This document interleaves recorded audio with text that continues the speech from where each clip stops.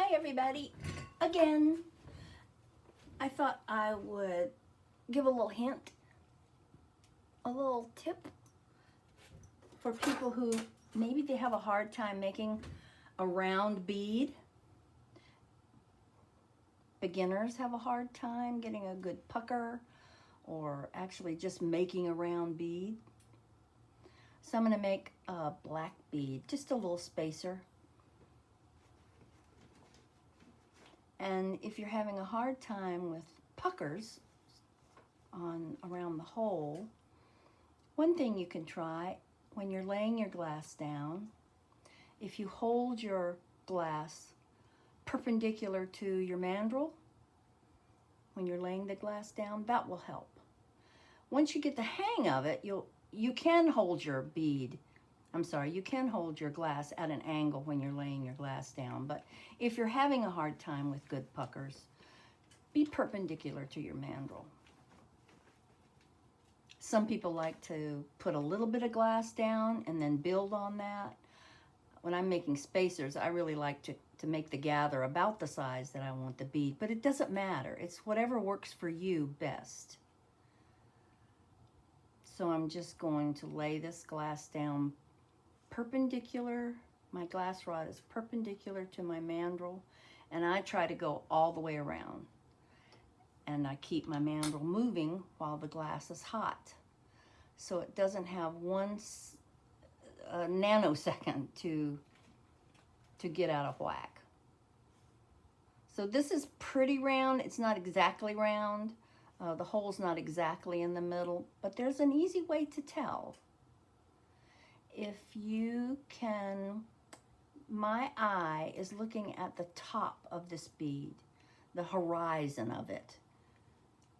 And if I turn the bead very quickly, it goes up and down and up and down and up and down just a little bit. And that will tell me that the hole's not right in the middle. So you heat the entire bead, not just the part that you want to move, but the whole bead. I'm actually going to let this sag a little more so you can see the up and down movement a little better. So can you, here, that's cheating. I just blew on a little bit. So now maybe you can see the wonkiness of it. Can you see I'm looking at the horizon. You're probably looking at this side a little bit just because of the camera direction. The camera is above me. I hope you can see that.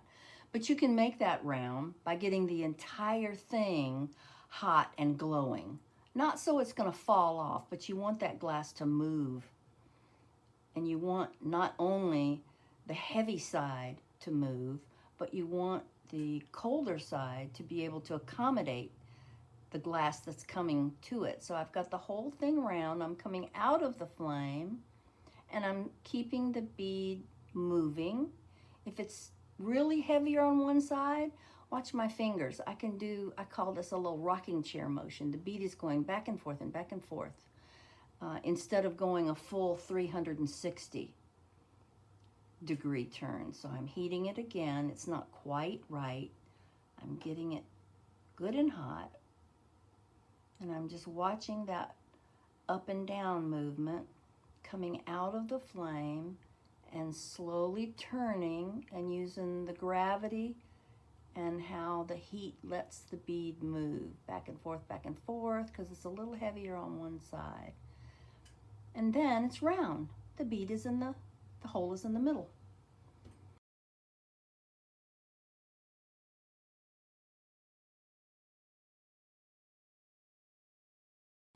And one other quick thing I'll show you. Oftentimes you need beads the same size.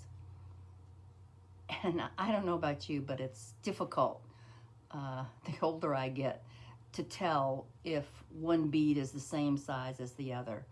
I can't move the camera right now, but beside me is a window, and the window is framed in white trim.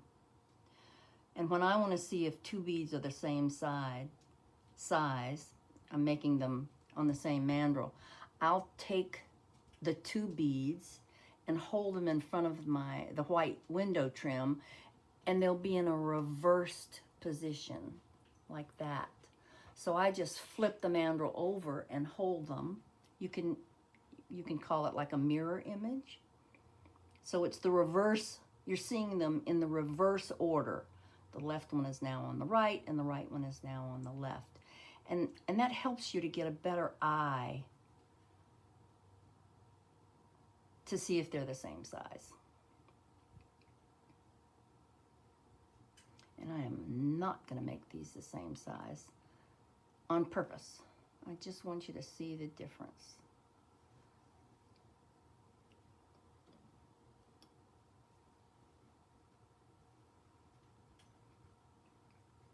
Most of the times it works. Sometimes it does not work. So while this one's hot, they almost look the same size, but you have to remember that the hot bead is going to be a little larger because heat expands the glass. So as it cools off, you can definitely tell the one on the right is not the same size.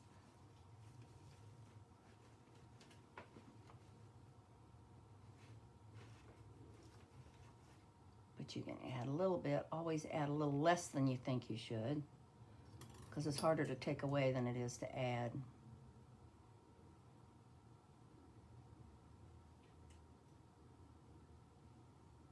Now I think they're the same size. Let's see when it cools off. I think my brain is telling me the one on my right is still a little smaller, but I'll let it cool off. And I would take that over to the window and flip it. And when I flip it, they look closer to the same size. So just giving a different perspective, I actually think I would add a teeny bit more to that. And I'd probably use a stringer to do it. The one on the left seems to be a little fatter. I'm getting way too picky now. But you kind of get the idea. The point I'm trying to make is if you look at them using a different perspective, you can tell easier whether or not they're the same size. And I just use the white trim to the left of the torch. But the idea is just switching it.